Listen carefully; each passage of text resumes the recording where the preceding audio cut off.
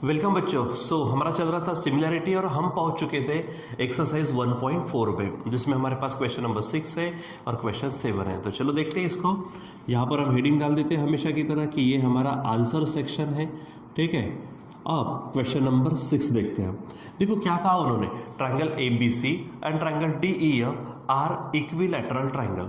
दोनों के दोनों ट्रायंगल क्या है, इक्विलैटरल ट्रायंगल है। तो एक काम करते हैं, मैं यहाँ पर क्या कर देता हूँ, दोनों की फिगर निकाल देता हूँ, ठीक है। समझो ये ABC है और दूसरा कौन सा दिया है, DEF, ठीक है। तो आप इसको DEF ले लो, ठीक है।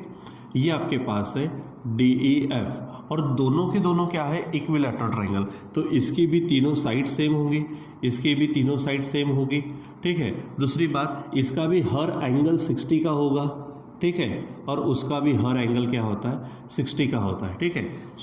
एक बात ये है कि आप यहाँ पर सिमिलैरिटी बताओ, ठीक है। मतलब यहाँ पे देखो ये 60 तो ये 60, ये 60 तो ये 60, यानी ए टेस्ट से दोनों के दोनों ट्रायंगल क्या हो जाएंगे, सिमिलर, ठीक है।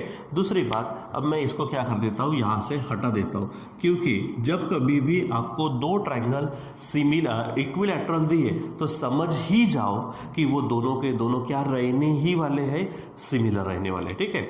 हम डायरेक्ट करते हैं यहाँ पर, तो हम बोलेंगे कि triangle ABC and triangle DEF are equilateral triangle. क्या है ये, इक्विलैटरल ट्रायंगल्स, ठीक है। और क्योंकि ये इक्विलैटरल ट्रायंगल्स है तो इनका जो इनके यानी दोनों के दोनों ट्रायंगल क्या होंगे, डायरेक्ट सिमिलर होंगे। हम इसको लेंगे भी।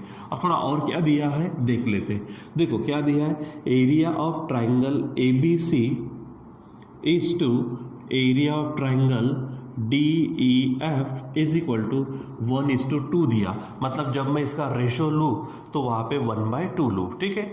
यहाँ पे AB इज इक्वल टू कितना दिया है, AB इज इक्वल टू 4 है और DE हमको क्या करना है, निकालना है, क्वेश्चन मार्क है, ठीक है। अब चलो, ये क्योंकि हमारे पास इक्विलैटरल ट्रायंगल है तो हम डायरेक्ट काम करते कि triangle ABC similar triangle DEF, और यहाँ पे रीजन रहेगा सिमिलैरिटी ऑफ, यहाँ पे लिखेंगे सिमिलैरिटी ऑफ इक्विलैटरल ट्रायंगल। क्या बोलेंगे, सिमिलैरिटी ऑफ इक्विलैटरल ट्रायंगल्स। ऐसा आप एकदम डायरेक्ट बोल देंगे वहाँ पर, ठीक है। चलो, अब यहाँ पर एरिया की बात चल रही है तो हम एरिया लेते हैं। क्या होगा, area of triangle ABC upon area of triangle DEF is equal to, आपको मालूम है दो सिमिलर ट्रायंगल का एरिया उनके साइड के स्क्वायर्स में होता है। यहाँ पर उन्होंने दी है AB, तो हम AB और AB के करस्पॉन्डिंग कौन होगा, D, तो उनके स्क्वायर्स में रेशो लेते हैं। मतलब AB square upon DE square, ठीक है। और रीजन रहेगा property of areas of similar triangles, ठीक है। Property of areas of similar triangles, ठीक है। और चलो अब हम क्या करते हैं, यहाँ पर वैल्यूज भरते। देखो area of triangle ABC upon area of triangle DEF, क्योंकि रेशो 1:2 है, मतलब 1/2 होगा, इज इक्वल टू, यहाँ AB की वैल्यू है 4, उसका स्क्वायर, और इधर में है D का स्क्वायर, ठीक है। थोड़ा डायरेक्ट काम करते हैं। ये देखो D स्क्वायर क्रॉस मल्टीप्लिकेशन करो तो D स्क्वायर 1 जा D स्क्वायर, ठीक है। यहाँ पर 4 का स्क्वायर बनेगा 16 इंटू ये 2 हो जाएगा, ठीक है। अब आपको सिंपली कौन चाहिए, D चाहिए। यहाँ पे मिला D स्क्वायर, तो स्क्वायर गया रे गया, स्क्वायर रूट आया रे आया, यानी 16 इंटू 2 हो जाएगा, ठीक है। और फाइनली आपका जो आंसर होगा, तो आंसर ये होगा DE इज इक्वल टू, आप देखो 16 का स्क्वायर रूट होगा 4 और ये 2 का स्क्वायर रूट निकलता नहीं, तो आप इसे वैसा ही रहने दीजिए। आप यहाँ पर बोलेंगे इतने यूनिट्स आपका क्या होगा, ठीक है, जो भी है। अब वैसे उन्होंने यूनिट दिया नहीं है तो आपको भी लिखने की ज़रूरत नहीं है, मत लिखिए, ठीक है। यानी आपका आंसर होगा DE इज इक्वल टू 4√2, ठीक है। एकदम सिंपल तरीके से जाना है कि यहाँ पर हमने उसको क्या नहीं किया, शो नहीं किया, ठीक है।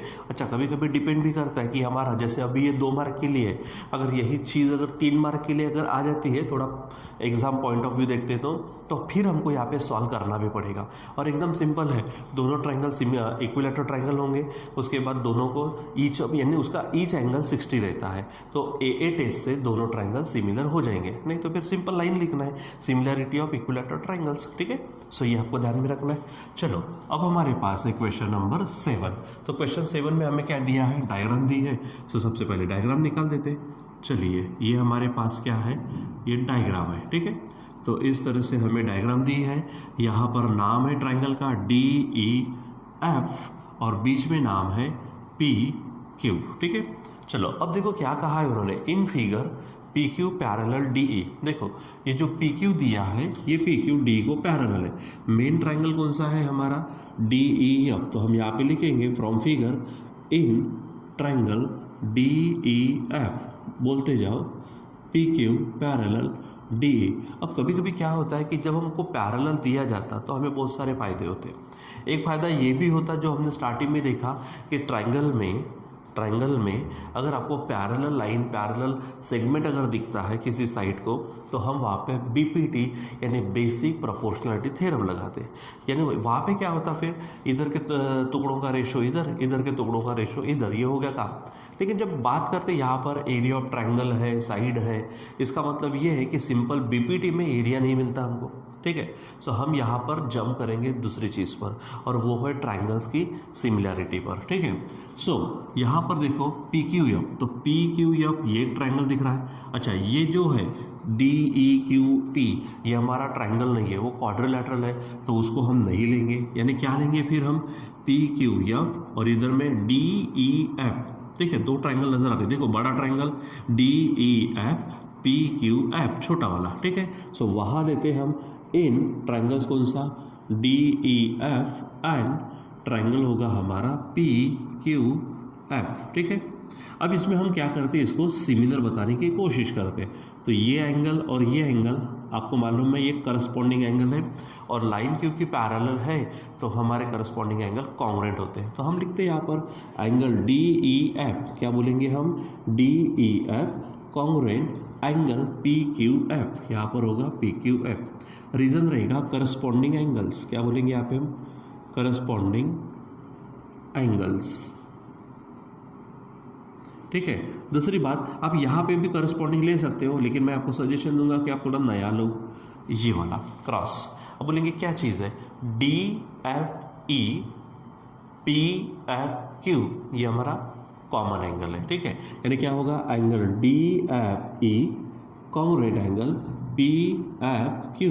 हम यहाँ पे थोड़ा वेराइटी बताया हमने, कॉमन एंगल, नहीं तो फिर हम और एक क्या ले सकते थे, यहाँ पर ये दोनों को करस्पॉन्डिंग ले सकते थे, लेकिन डिफरेंट बताओ, अच्छी बात होगी वहाँ पर। सो यहाँ पर ट्रायंगल DEF सिमिलर बन जाएंगे ट्रायंगल PQF के साथ, और रीजन रहेगा AA टेस्ट। ठीक है, क्या रीजन रहेगा, A टेस्ट। अब बात आती है यहाँ पर एरिया की। सो आपको मालूम है ट्रायंगल्स अगर सिमिलर है तो उनके एरियाज का रेशो किसमें होता है, साइड के स्क्वायर्स में। तो हम यहाँ पे ले लेते हैं। So area of triangle DEF upon area of triangle PQF is equal to, अब साइड कौन सी लेना, थोड़ा सा यहाँ चेक कर लेते हैं। देखो PF और DP की बात चल रही है, किसकी बात चल रही है, PF और DP की। तो यहाँ पर ये PF की अगर बात करो, ये PF, ठीक है, और दूसरा क्या है, DP है। तो यहाँ पर ऊपर में DP तो है ही नहीं, लेकिन यहाँ पे PF है, तो हम यहाँ पे क्या ले लेंगे, ठीक है, यहाँ पे चेक कर लो, ये PF है तो हम DF ले लेंगे। यानी ऊपर में होगा DF का स्क्वायर अपॉन नीचे में होगा हमारे पास PF का स्क्वायर। ठीक है, यहाँ पर होगा PF का स्क्वायर, और रीजन रहेगा फिर से एक बार, property of areas of similar triangles. ठीक है, property of areas of similar triangles, इस तरह से होगा। अब इसको थोड़ा सा अच्छे से जो जो दिया है वो लिख लेते हैं। अब देखो PQF का एरिया हमको दिया है, सो वो नीचे में तो 20 हो जाएगा, लेकिन बात क्या है कि DEF का एरिया दिया नहीं है। ठीक है, अब चेक करते DEF दूसरी बात, हमको क्वाड्रिलेटरल पूरा डी ई क्यू ई का क्या करना है, देखो डी पी क्यू ई का क्या करना है, एरिया भी निकालना है। सो अब आप देखो भला, ये डी ई एफ जो है, डी ई एफ, ये दो चीज़ों से बना है। एक तो ये हमारा पूरा क्वाड्रिलेटरल, दूसरा ये हमारा ट्राइंगल, तो उन दोनों के एरिया के क्या होंगे, एडिशन।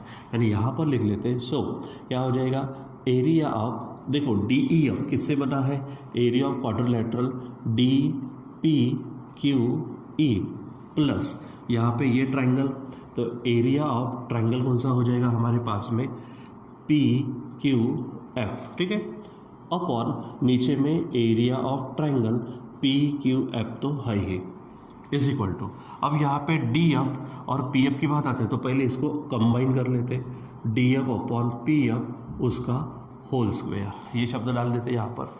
फिर देखते हैं आगे में क्या होता है हमारे पास, ठीक है। सो यहाँ पर जो दिया है P F is equal to twice D P, ठीक है, तो P F is equal to क्या दिया है, ट्वाइस डी पी। हम नेक्स्ट इसमें ले लेते हैं। अब इसको थोड़ा डिवाइड कर लो, तो एरिया ऑफ ट्राइंगल क्या होगा, सॉरी एरिया ऑफ ट्राइंगल नहीं होगा, यहाँ पे area of quadrilateral D P Q E upon ये होगा area of triangle P Q F is equal to, अब यहाँ चेक करो, area of triangle P Q F को उसी से डिवाइड होगा, तो यहाँ पर आंसर होगा +1 इज इक्वल टू, ठीक है। अब चेक करो, डी एफ है तो पूरा डी एफ किससे बना है, पूरा डी एफ बना है D P plus P F से। देखो फिर से, पूरा डी एफ किससे बना है, D P plus P F, तो यहाँ पर हम लगा देते, क्या हो जाएगा, D P plus P F और अपॉन ऑलरेडी नीचे क्या है, पी एफ, अब उनका क्या होगा, स्क्वायर। आपको रीज़न अगर देना है तो आप ऐसा लिख सकते हैं, D dash P dash F, ठीक है, इनकेस नहीं लिखा तो भी कोई फर्क नहीं पड़ता, ठीक है। चलो अब सॉल्व करना फिर से शुरू करो। सो area of quadrilateral D P Q E upon, ये देखो पी क्यू एफ का एरिया दिया है, कितना है वो, 20 है, प्लस ये 1 हो गया इज इक्वल टू, अब यहाँ चेक करो डी पी, देखो यहाँ पे P F is equal to क्या दिया है, ट्वाइस डी पी, तो ये डी पी को आप क्या करो, रहने दो, प्लस ये जो पी एफ है तो पी एफ की जगह पे ट्वाइस डी पी डाल दो, और नीचे में भी पी एफ की जगह पे क्या डाल दो आप, ट्वाइस डी पी और उनका स्क्वायर हो जाए। चलो सॉल्व करना शुरू करते हैं यहाँ पर। सो area of quadrilateral D P Q E upon यहाँ पर 20 है इज इक्वल टू, ठीक है, यहाँ पर प्लस है बीच में 1, यहाँ पर देखो D P plus twice D P बन जाएगा thrice D P upon twice D P, यानी यहाँ पर thrice D P upon twice D P उसका होल स्क्वायर। आप यहाँ पे चेक करो, डी पी कैंसिल होगा और 3/2 का स्क्वायर, तो 3 का स्क्वायर 9 होगा और 2 का स्क्वायर 4 हो जाएगा, बराबर। अब इस 1 को ट्रांसफ़र करो। सो area of triangle D P Q E upon 20 रहने दीजिए, सो ये 9/4 -1 होगा, सॉल्व करेंगे तो इसके नीचे कुछ नहीं है, 1 है तो 9 1 जा 9 -4 1 जा 4 और अपॉन बनेगा 4, मतलब आंसर आएगा ऊपर में 5 और नीचे में 4 आएगा, ठीक है। अब आपको क्या चाहिए था, सिर्फ और सिर्फ, देखो यहाँ पे पूछा है area of quadrilateral D P Q E, so ये area of quadrilateral D P Q E is equal to, ये जो 20 डिवीजन में उधर मल्टीप्लिकेशन में जाएंगे, मतलब 5/4 इंटू 20 होगा इज इक्वल टू, ये 5 तो है ही, इंटू ये 4 5 फिर से 20 होगा, ठीक है। और अब है हमारी फाइनल स्टेप, तो area of quadrilateral D P Q E is equal to, देखो 5 5 कितना होगा 25, और क्योंकि उसने यूनिट्स कहा है तो हम भी यहाँ पे यूनिट शब्द डाल देते हैं, ठीक है। सो इस तरह से हमारे पास में क्या होगा कि area of quadrilateral D P Q ई का हम यहाँ पर क्या करेंगे, एरिया निकाल सकते हैं, ठीक है। सो बच्चों यहाँ पर अब हमारी क्या होती है, एक्सरसाइज 1.4 पूर्णतः कंप्लीट होती है, ठीक है। फिर इसके बाद में जो भी चीज़ें हैं आगे कंटिन्यू करेंगे। सो आज के लिए बस इतना ही, बाकी का कंटिन्यू करेंगे बाद में। Till then bye.